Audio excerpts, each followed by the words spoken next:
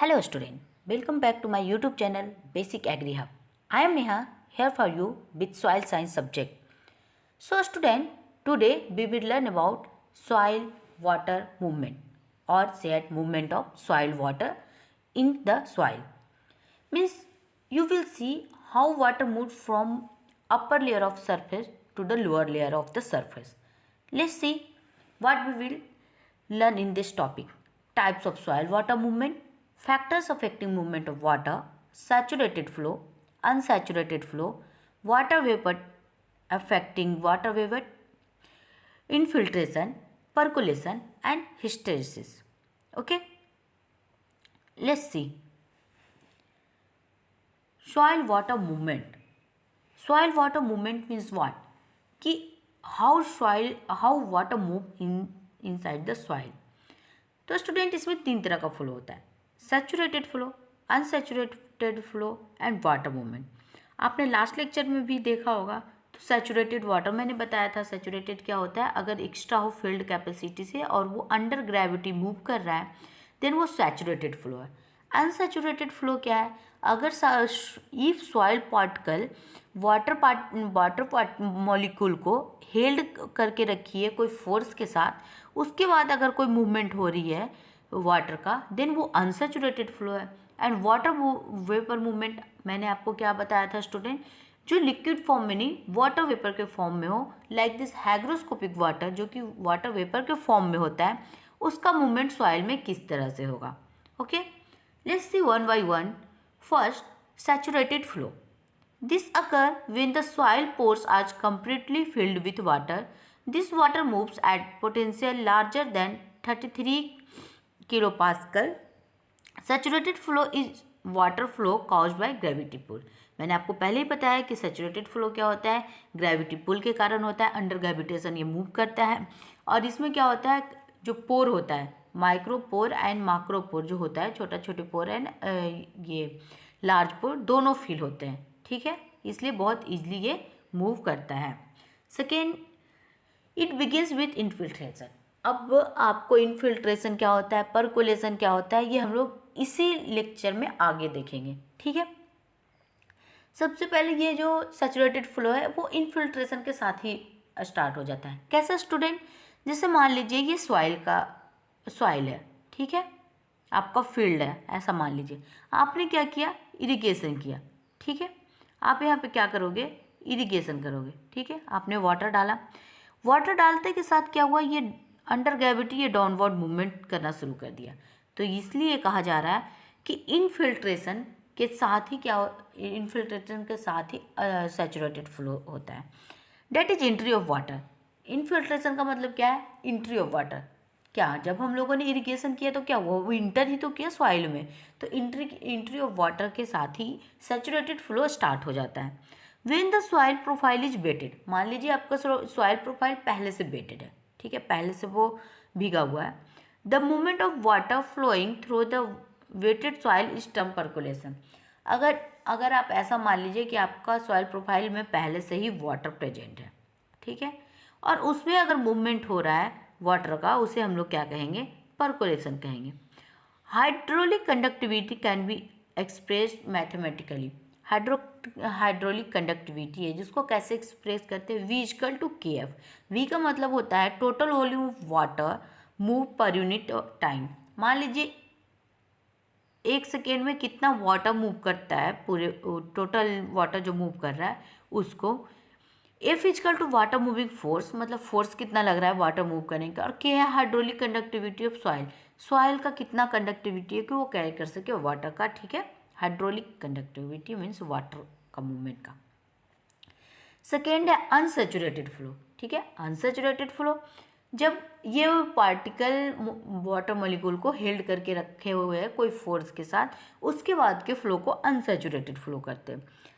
It is the flow water held water potential lower than -1/3 bar. बोल रहा है कि ये फ्लो कैसा है, जब हेल्ड विथ वाटर पोटेंशियल, अगर वाटर पोटेंशियल कब हेल्ड किए हुए -1/3 बार पे, उससे कम पे तब water will move toward the region of lower potential. अब अनसैचुरेटेड फ्लो क्या होगा, हाई पोटेंशियल से लो पोटेंशियल की ओर मूव करेगा.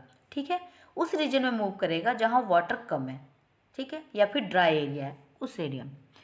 इन a uniform soil this means the water moves from wetter to dry, मतलब कैसे मूव करेगा, मैंने आपको ये बताया, वेटर से ड्राई या फिर हाई पोटेंशियल ऑफ वाटर से लो पोटेंशियल ऑफ वाटर की तरफ मूव करेगा। The water movement may be in any direction, the rate of flow is greater as the water potential gradient increases. बोल रहा है कि जस्ट इमेजिन, आप ऐसा सोचो कि यहाँ ये जो एरिया है, ये जो एरिया है बहुत ड्राई है, ठीक है, और ये यहाँ पे बहुत ज़्यादा पानी है, एक्सेस वाटर है, और ये एक्सेस ड्राई है। देन इसके बीच क्या होगा, वाटर पोटेंशियल ग्रेडियंट ज़्यादा इंक्रीज करेगा, तो क्या होगा, बहुत तेज़ी से वाटर फ्लो करेगा हाई कंसनट्रेशन से लो कंसनट्रेशन में, high potential low potential. But मान लीजिए यहाँ पे वाटर है और यहाँ पे भी थोड़े अमाउंट में वाटर है, सम अमाउंट में वाटर, देन क्या होगा, वाटर का जो मूवमेंट होगा थोड़ा स्लो होगा।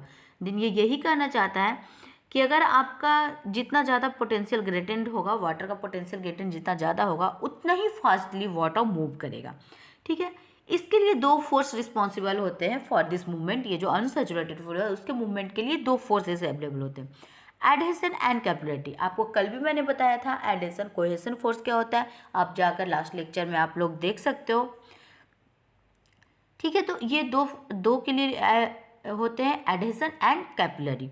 Under field capacitation this movement occur with the soil micropores. आपको पता है माइक्रोपोर्स क्या होता है, नॉन कैपिलरी फोर्स होता है, ये भी मैंने आपको लास्ट लेक्चर में अच्छे से बताया। माइक्रोपोर्स मीन्स बड़े बड़े पोर्स, वो नॉन कैपिलरी पोर्स इसलिए कहा जाता है क्योंकि उससे वाटर प्लांट वाटर नहीं ले पाता है। बिट फिल्ड विथ एयर, इसमें क्या होता है, इस सिचुएशन में अंडर अनसैचुरेटेड कंडीशन क्या होता है, जो माइक्रो पोर्स होते हैं, बड़े वाले पोर्स होते हैं, वो एयर से फिल होते हैं, और जो माइक्रो पोर्स होते हैं, स्मॉल पोर होते हैं, कैपिलरी पोर होते हैं, जिससे कि प्लांट वाटर ले सकता है, वो वाटर से फिल्ड होता है। Let's see movement of water vapour. और वाटर वेपर कैसे मूव करता है, ठीक है। इसका दो तरह का मूवमेंट है, first internal movement, second external movement, ठीक है। इंटरनल मूवमेंट क्या होगा, इनसाइड ही वाटर मूव करेगा वाटर वेपर के फॉर्म में इनसाइड सॉइल। एक्सटर्नल मूवमेंट क्या होगा, एटमॉस्फेयर से एक्सचेंज जब होगा तो उसे एक्सटर्नल मूवमेंट कहेंगे, ठीक है। The change from the liquid to vapour state takes place within the soil. अगर चेंज हो रहा है लिक्विड का वेपर स्टेट में within the soil, then उसे क्या कहने वाले हैं हम लोग स्टूडेंट, इंटरनल मूवमेंट हो रहा है वाटर वेपर का, okay. External movement the phenomena occurs at the land surface and the resulting vapor lost in the atmosphere। अगर सरफेस पे हो रहा है, सॉइल के सरफेस पे, और वो एटमॉस्फेयर में एक्सचेंज हो रहा है, देन उसे एक्सटर्नल मूवमेंट कहेंगे। The movement of water vapour through the diffusion mechanism taken place from one area to another soil area depending upon the vapour pressure gradient. जैसे कि आपने लास्ट में देखा अभी जस्ट कि आपने क्या देखा, वाटर पोटेंशियल ग्रेडियंट, सेम यहाँ पे क्या होगा, वेपर प्रेशर ग्रेडियंट, वो उस तरह से मूव करेगा हाई प्रेशर से लो प्रेशर की ओर, ठीक है। जहाँ हाई होगा उधर से लो प्रेशर की ओर ये मूव करेगा, सेम वेपर प्रेशर ग्रेडियंट उसी तरह से मूव करेगा, ठीक है। ये मूव कैसे करेगा, वाटर वेपर डिफ्यूजन के थ्रू, ठीक है, डिफ्यूज होगा। Let's see entry of water into the soil. जैसे आपने अभी देखा इनफर्टिलेशन, ये सब इनफिल्ट्रेशन। तो इनफिल्ट्रेशन क्या है, आप जैसा समझ रहे हो वह इनफिल्ट्रेशन मतलब इन मतलब आपको पता ही है इनसाइड आना, और फिल्ट्रेशन क्या, जब भी वाटर मूव करेगा सॉइल के थ्रू तो वो फिल्टर तो करेगा ही, इसलिए इनफिल्ट्रेशन है। बट ये एंट्री ऑफ वाटर है, okay. Infiltration refer to the downward entry और movement of water into the soil surface. Infiltration में क्या होता है, डाउनवर्ड एंट्री होता है, ओके, डाउनवर्ड एंट्री होता है, and movement of water into the soil. मतलब क्या होता है, मान आपको मैंने अभी बताया ये सरफेस है, यहाँ पे आप इरिगेशन कर रहे हो या फिर कहीं से वाटर आ रहा है, ये जो यहाँ पे एंट्री हो रही है इसे ही कहते हैं infiltration, okay. It is the surface characteristic. Of course आप सरफेस पे इरिगेशन कर रहे हो, सरफेस से वाटर इंटर कर रहा है तो वो सरफेस कैरेक्टरिस्टिक होगा। सॉइल सरफेस विच वेजिटेशन का have more infiltration rate than bare soil. अब यहाँ पे ये बोलना चाहता है कि जो जिस सॉइल में आपका ज़्यादा वेजिटेशन है, ठीक है, ज़्यादा वेजिटेशन है, उसमें ज़्यादा इनफिल्ट्रेशन होगा। रीजन वाई, बिकॉज आप मान लो यहाँ पे ट्री है, ओके, ट्री ने अपना रूट सॉइल में ऐसे फैला रखा है, मतलब ट्री के रूट्स प्रेजेंट है इस सॉइल में, बिकॉज ऑफ डैट ये क्या होगा, पोरस बन जाएगा, ठीक है। ये पोरस कंडीशन होने के वजह से क्या होगा कि इनफिल्ट्रेशन रेट है जो उस वेजिटेशन वाले एरिया में हायर होगा as compare to bare soil.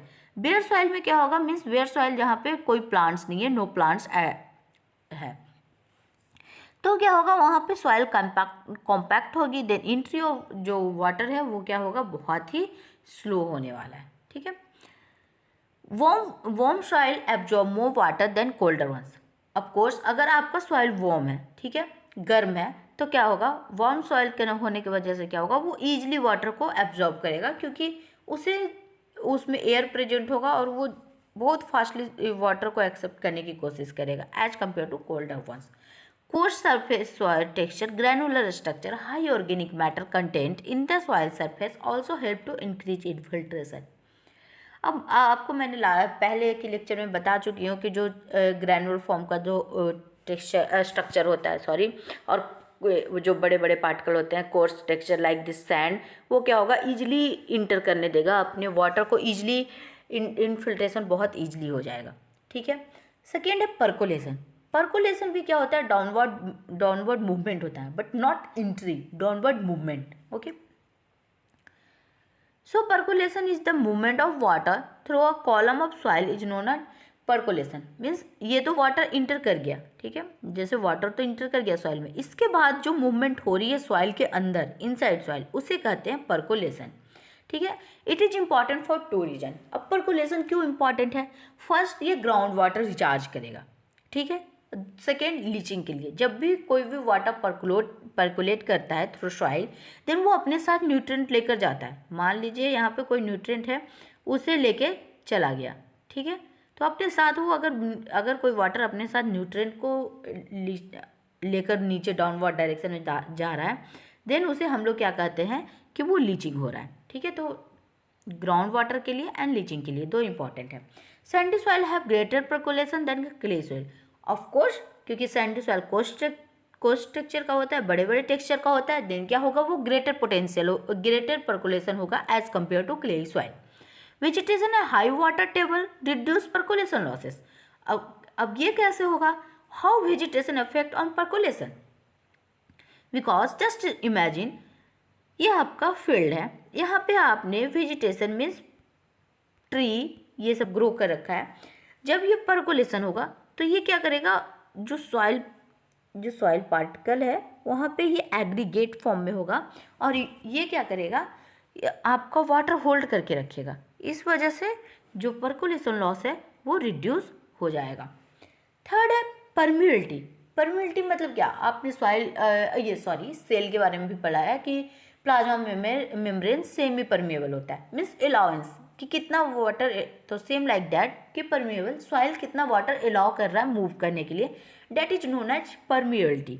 Okay, it indicates the relative ease of movement of water within the soil. मतलब कहने का मतलब कि कितना ईजिली वाटर मूव कर रहा है। तो आपको पता है अगर कोर्स स्ट्रक्चर का सॉइल होगा लाइक सैंड, देन आपको क्या होगा, बहुत ईजिली वाटर मूव कर जाएगा as compare to clay.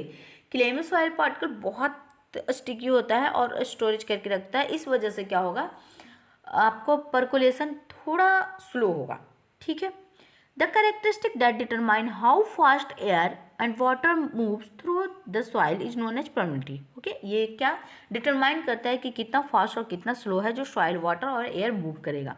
The term hydraulic conductivity is also used. यहाँ पे भी ये भी यूज होगा कि हाइड्रोलिक कंडक्टिविटी सॉइल का कितना है, which refers to readiness which a soil transmit fluid through it. Hydraulic conductivity कहने का मतलब ये है कि कितना आसानी से आप जो सॉइल है अलाउ करता है फ्लूइड को मूव करने के लिए। ओके, ये बहुत सारे फैक्टर पे डिपेंड करता है। जैसे कि आप देख लो कि अगर आप कोर्स स्ट्रक्चर का सॉइल है, देन परमिबिलिटी उसका ज़्यादा होगा क्योंकि वो इजीली मूव करेगा एक चीज़। और अगर फोर्स कम लगे हुए वाटर, मान लीजिए सैचुरेटेड कंडीशन में है, देन सॉइल पार्टिकल और मॉलिक्यूल्स के बीच बहुत कम फोर्स है, ठीक है, वो इजीली मूव करेगा एज कम। एंड आप अगर देखोगे सैचुरेटेड, जो मैंने पहले बताया, सैचुरेटेड कंडीशन में क्या होगा, वो माइक्रोपोर्स में सिर्फ फील होगा, वो एक कोहेसन एडहेसन से वो अटैच होगा, एडहेसन फोर्स से, देन आपको क्या होगा, वहाँ पे परमिबिलिटी उसकी लो होगी सॉइल की। Let's see drainage. ड्रेनेज क्या होता है, ड्रेनेज मीन्स जो एक्स्ट्रा वाटर होता है उसको मूव करने को, उसको रिमूव आउट करने को ड्रेनेज कहते हैं. The frequency and duration of period when the soil is free from saturation with water, it controls the soil cum water relationship and supply of nutrient to the plants. बोल रहा है कि ये क्या है, drainage. Frequency and duration of period मतलब जब ऐसा टाइम जब सॉइल क्या हो, सैचुरेटेड वाटर से फ्री हो. ठीक है, कहने का मतलब ड्रेनेज आपका कब होगा, इस सिंपल तरीके में मैं आपको बताती हूँ. ड्रेनेज कब होगा, जब अनसैचुरेटेड होगा. सॉइल जब अनसैचुरेटेड है देन क्या होगा, माइक्रो और मैक्रो दोनों फील होगा. इस वजह से क्या होगा, बहुत ईजिली रिमूव आउट होगा वाटर, उसे ही ड्रेनेज कहते हैं. ड्रेनेज होता है removal of excess water from the soil is known as drainage. Okay, let's see hysteresis. Hysteresis होता क्या है स्टूडेंट. ठीक है, हिस्टेरिसिस जानने के लिए पहले तो आप ये डायग्राम देख लो. इसमें दो चीज़ होता है, एक सॉर्प्शन, एक डिसॉर्प्शन. ओके, सॉर्प्शन का मतलब क्या होता है, एब्जॉर्ब करना. ठीक है, कोई भी अगर मान लीजिए कोई सॉइल पार्टिकल है, उसने अगर वाटर को एब्जॉर्ब किया है तो वो सॉर्प्शन हुआ, और यही वाटर को रिमूव होना डिसॉर्प्शन होता है. ठीक है, तो आपको समझ में आ गया सॉर्प्शन एंड डिसॉर्प्शन.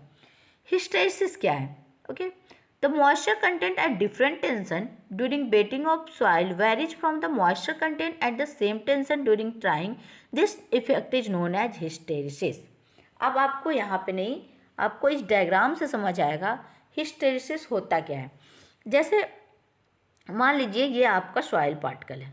ठीक है, यहाँ पे जब आप वाटर ऐड कर रहे हो, जो एब्जॉर्प्शन का फेस है, जो ये एब्जॉर्ब कर रहा है वाटर जो ले रहा है, सेम टेंशन पे ये क्या कहता है, डिफरेंट मतलब सेम टेंशन पे जो एब्जॉर्बेंट कैपेसिटी होता है सॉइल का वो डिफरेंट होता है, एंड डी ऑब्जॉर्बेंट कैपेसिटी होता है सॉइल का वो डिफरेंट होता है. इस वजह से क्या होता है, इसे हिस्टेरिसिस कहते हैं. और ये जो शेप है वो बना रहा है, ये हिस्टेरिसिस का ही है. ठीक है, तो ये बोल रहा है the moisture content at different tension, अलग अलग टेंशन पे ड्यूरिंग वेटिंग ऑफ सॉइल. मान लीजिए कि आप वेट कर रहे हो सॉइल को, वाटर डाल रहे हो. ठीक है, तो वो वेरी करेगा moisture content except tension during drying. मान लो आप दे रहे हो, ठीक है, कितना भी टेंशन, उसी सेम टेंशन पे अगर ड्राई करोगे ना आप, देन क्या होगा, वो डिफरेंट करेगा, उतना मॉइस्चर रिलीज नहीं कर पाएगा. इस वजह से हिस्टेरिसिस फॉर्म करता है, क्योंकि एब्जॉर्प्शन और जो रिमूवल होता है दोनों का सेम रेट से नहीं होता है. Why this is due to the presence of capillary and non capillary pore. ये इसलिए होता है क्योंकि कैपिलरी और नॉन कैपिलरी पोर प्रेजेंट है, माइक्रो और मैक्रो पोर प्रेजेंट है हमारे सॉइल में, इस वजह से होता है. The moisture content is always low during sorption. जो मॉइस्चर कंटेंट होता है वो लो होता है जब सॉर्प्शन होता है, एंड हाई ड्यूरिंग डिसॉर्प्शन, और जो बहुत ज़्यादा होता है जब डिसॉर्प्शन होता है, जब रिमूवल होता है. Hysteresis phenomena exist in soil minerals as a consequence of sinking and soil. Hysteresis phenomena कब होता है, जब सॉइल श्रिंक और सोयल करेगा. सॉइल श्रिंक और सोयल कब करता है, जब उसमें मॉइस्चर आ रहा है एंड मॉइस्चर रिमूव आउट हो रहा है. मीन्स जब वो मॉइस्चर गेन करेगा देन वो सोयल करेगा, जब मॉइस्चर वो रिमूव आउट करेगा देन श्रिंक करेगा. वहाँ पे आपको क्या देखने को मिलता है, हिस्टेरिसिस फिनोमिना देखने को मिलता है. So hysteresis phenomena occur due to the factor like shape and size of soil pores. Hysteresis इसलिए डिपेंड करता है कि शेप एंड साइज क्या है सॉइल पोर्स का, और इंटरकनेक्शन विथ पोर कॉन्फ़िगरेशन, और जो भी पोर है उसका कॉन्फ़िगरेशन मतलब अटैचमेंट कैसा है, फोर्स कितना है, शेप कैसा है, साइज कितना है, इस पे हिस्टेरिसिस डिपेंड करता है. ओके, नेक्स्ट ये about method of determination of soil moisture. अब यह है क्या है, जैसे कि आपने देखा कि जब सॉइल मॉइस्चर आप सॉइल मॉइस्चर आप जब दे रहे हो, रिमूव आउट कर रहे हो, तो हिस्टेरिसिस फॉर्म कर रहा है. ठीक है, जब हिस्टेरिसिस फॉर्म कर रहा है तो इसको मेजर करते हैं हम लोग. सॉइल मॉइस्चर को अब हम लोग मेजर करना है, ठीक है, कि कितना सॉइल मॉइस्चर प्रेजेंट होता है. तो दो तरीके से मेजर करते हैं, एक तो डायरेक्ट मेथड, एक इनडायरेक्ट मेथड, एक इंस्टीट्यूट मेथड जो कि एट द फील्ड आप करते हो. ठीक है, two types of measurement. By some method moisture content measured directly or indirectly, or techniques used to determine soil moisture potential, tension or success. Okay, let's see this method first, gravimetric method. अब बोल रहा है कि आप soil moisture कैसे करोगे, पहले gravimetric method से. ग्रेविमेट्रिक मेथड में क्या होता है, इसमें हम लोग क्या करते हैं, एक ओवन लेते हैं, ठीक है। ओवन में क्या करते हैं, सॉइल को रखते हैं 48 to 72 आवर्स के लिए एक पार्टिकुलर टेम्परेचर से 105 से 1010 डिग्री सेल्सियस पे, और उसको अलाउ करते हैं कि मॉइस्चर को रिमूव आउट हो जाए। इतना टाइम क्यों देते हैं, क्योंकि आपको पता है कि जो वाटर वेपर के फॉर्म में होता है उसको बहुत ज़्यादा हीट चाहिए होता है और ज़्यादा फोर्स चाहिए होता है रिमूव आउट होने के लिए, इस वजह से। Let's see about gravimetric method. This consist of obtaining a moist sample. इसमें क्या होता है, जो मॉइस्ट सैंपल को हम लोग लेते हैं, drawing it in an oven, oven में ड्राई करते हैं एट 105 डिग्री सेल्सियस, 105 या फिर 110 डिग्री सेल्सियस के रेंज में, until it loses no more weight and then determine the percentage of soil moisture। और उसके बाद क्या करते हैं, इसका परसेंटेज निकालते हैं। The gravimetric method is time consuming and involve laborious process sampling, weighing and drying laboratory. बोला ये क्या है, एक तो ज़्यादा टाइम लेता है, दूसरा बेइंग करो, इसमें लेबर ये सब ज़्यादा है। क्यों? क्योंकि जब भी ग्रेविटिक मेथड करते हैं तो हम लोग क्या करते हैं, सबसे पहले सॉइल से फील्ड से सॉइल लेकर आते हैं, उसे मेजर करते हैं कि कितना है, ठीक है। इसका वेट मेजर कर लिया, फिर आप इसे ओवन में रखते हैं। ओवन में रखने के बाद 48 to 72 आवर्स के बाद क्या करते हो, आप इसका फिर से वेट मेजर करते हो, फिर आप दोनों में डिफरेंस देखते हो, फिर टोटल वेट से डिवाइड करते हो और इनटू 100, इसमें कैलकुलेशन ये सब कुछ करना पड़ता है। So next see electric conductivity method. Electric conductivity method में आपको मैं पहले एक डायग्राम दिखाती हूँ, सॉरी पिक्चर है, ये है इलेक्ट्रिक कंडक्टिविटी मेथड। इसमें एक मीटर लगा हुआ है, ठीक है। ये मीटर आपको रीडिंग करके बता देगा कि कितना कंडक्ट हो रहा है, ठीक है, इलेक्ट्रिसिटी। क्योंकि आपको पता है जो वाटर में आयरन मिनरल्स प्रेजेंट होता है वो आयनिक फॉर्म में होता है एंड वो इलेक्ट्रिसिटी कंडक्ट करता है, ठीक है। उस बेसिस पे हम लोग मेजर करेंगे। और ये जो दो है, जो इलेक्ट्रोड है आपका, ठीक है, इसमें एक जिप्सम ब्लॉक भी डालते हैं, ठीक है। ये 4 चीज़ रहते हैं आपके इलेक्ट्रिक कंडक्टिविटी मेथड में। This method is based upon the changes in electric conductivity which change in soil moisture. आपको पता है कि ये किस बेसिस पे मेजर करता है कि इलेक्ट्रिक कंडक्टिविटी जो चेंज होता है सॉइल मॉइस्चर के चेंज होने के साथ। Gypsum block inside of with 2 electrodes. आपको दिखाया मैंने डायग्राम में 2 इलेक्ट्रोड्स थे, उसके साथ एक जिप्सम ब्लॉक को सॉइल के अंदर डालते हैं एट अ डिफिनिट डिस्टेंस, एक प्रॉपर डिस्टेंस पे डालते हैं। Apart from use in this method, जो मतलब एक प्रॉपर डिस्टेंस पे डालते हैं दोनों इलेक्ट्रोड को और जिप्सम ब्लॉक को। These blocks require previous calibration for uniformity. ये जो ब्लॉक्स होता है जिप्सम ब्लॉक, उसको पहले ही कैलिब्रेट कर लिया जाता है ताकि वो ज़्यादा वेरी ना हो। The blocks are buried in the soil at desired depth and the conductivity across the electrode. आप क्या करो कि जो जिप्सम ब्लॉक है उसको डिफरेंट डिस्टेंस पे आप सॉइल के अंदर डिफरेंट डेप्थ पे आप रख कर देखो कि वाटर कितना इलेक्ट्रिसिटी कंडक्टिविटी कितना शो कर रहा है water. Measure with a modified Wheatstone bridge. और इसको मेजर कैसे करते हैं, आपको जनरली वो रीडिंग दे देगा, और एक व्हीट स्टोन ब्रिज होता है उस वजह से ये क्या करता है, मेजर करता है इलेक्ट्रोड के थ्रू। जब ये दोनों इलेक्ट्रोड है, आप इसे अगर डालोगे सॉइल में डिफरेंट डिस्टेंस पे और जिप्सम ब्लॉक रखोगे, देन क्या होगा, जो भी इलेक्ट्रिक कंडक्ट होगा वो आपको ये मीटर में शो करेगा और आप वहाँ से रीडिंग ले सकते हो। इस तरह से आप मेजर कर सकते हो। थर्ड है measuring of soil potential in Situ field. In Situ field कहने का मतलब है कि फील्ड में ये एक इंस्ट्रूमेंट से करते हैं जिसको कि टेंसियोमीटर कहते हैं। ओके, टेंसियोमीटर का मैं आपको डायग्राम पिक्चर दिखा सकती हूँ। ये टेंसियोमीटर में क्या है, वैक्यूम गॉज है। जो वैक्यूम गॉज है आपको रीडिंग दिखाएगा, ठीक है। ये आपका सेरेमिक कप होता है जो कि पोरस होता है। ये आपका ट्यूब होता है, ठीक है। इसमें यहाँ तक वाटर फील्ड है और ये आपका सॉइल में इंसर्टेड है एंड ये आपका क्या करेगा, ये है वैक्यूम, जहाँ पे वैक्यूम जनरेट होता है। अब पहले इसे देख लेते हैं ये होता क्या है। Okay, soil measuring soil moisture potential, suction method और इक्विलिब्रियम टेंशन मेथड। इसमें 2 मेथड होता है, सक और इक्विलिब्रियम टेंशन मेथड। कब इक्विलिब्रियम में आता है और कब वो सक्शन क्रिएट करता है, मीन्स वैक्यूम क्रिएट करता है। Field tensiometer measures the tension with water held in the soil. ये वो टेंशन मेजर करता है कि कितने टेंशन से वाटर हेल्ड किए हुए हैं, ठीक है, सॉइल के साथ। They are used in determining the need for irrigation. ये क्यों डिटरमाइन करते हैं, टेंसियोमीटर क्यों डिटरमाइन करते हैं, इसलिए टेंसियोमीटर क्यों यूज करते हैं, क्योंकि ये पता करने के लिए कि कितना इरिगेशन की ज़रूरत है। The tensiometer is a porous cup attach with a glass tube and a meter. आपको मैंने दिखाया कि टेंसियोमीटर में क्या होता है, एक मीटर लगा होता है जो कि रीडिंग बताता है। अब स्टूडेंट ये वर्क कैसे करता है, ठीक है। ये जो पोरस है, ठीक है, आपको ये जो पोरस दिख रहा है सेरेमिक कप इसे कहते हैं, इसमें पोर होता है। जब वाटर मान लीजिए आपके सॉइल में प्रेजेंट है, ठीक है, तो जब ये वाटर जो फील्ड है ये बहुत स्लोली मूव करेगा, ठीक है। अगर मान लीजिए यहाँ पे वाटर नहीं है, एकदम वाटर प्रेजेंट ही नहीं है इस एरिया में, तो क्या होगा, वाटर बहुत तेज़ी से यहाँ पे मूव करेगा, इस वजह से ज़्यादा सेक्शन क्रिएट करेगा।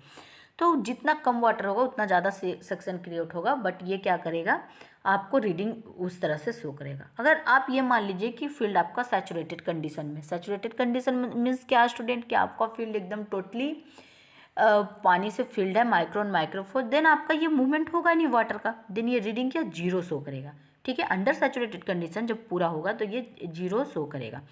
जैसे जैसे आपका वाटर सॉइल में कम होते जाएगा इसकी मूवमेंट फास्टर होती जाएगी और इसका रीडिंग शो करते जाएगा। बट इसका एक लिमिटेशंस है, जैसे ये सिर्फ जो मेजर करता है वो 0.85 बार तक ही करता है। ओके, कितने बार तक करता है स्टूडेंट, 0.85 बार तक ही मेजर करता है। और ये क्लेई सॉइल के लिए सुटेबल नहीं है, बिकॉज जब ये क्लेई सॉइल में जब हम ये सेरेमिक कप इंसर्ट करते हैं ये पोरस टिप, देन ये चॉक कर जाता है। आपको पता है वो स्टिकी नेचर का होता है, उसके होल को वो चॉक कर देगा, देन उसका कोई यूज नहीं हो पाएगा वैक्यूम इसका टेंसियोमीटर का सॉइल में। आई होप स्टूडेंट आपको ये लेक्चर समझ आया हो। अगर आपको ये लेक्चर समझ आया हो लाइक करें, सब्सक्राइब करें एंड हमारे यूट्यूब चैनल पे बने रहें। स्टूडेंट आप टेलीग्राम ज्वाइन कर सकते हो, उसका लिंक डिस्क्रिप्शन बॉक्स में मिल जाएगा।